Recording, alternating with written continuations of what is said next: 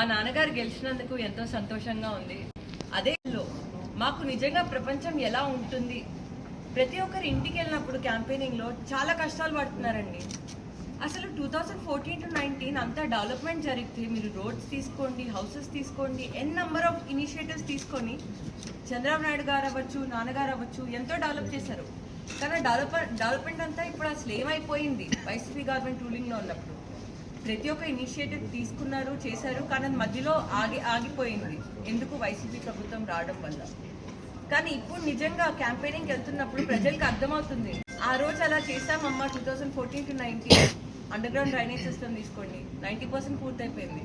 ఆ 10% నిజంగా వైసీపీ లేకపోయింటే నిజంగా పూర్తి చేసే వాళ్ళమ్మా అని మేము ఎప్పుడైతే ప్రజల్ని ఎడ్యుకేట్ చేస్తున్నామో ప్రజలకి నిజంగా అర్థమవుతుంది.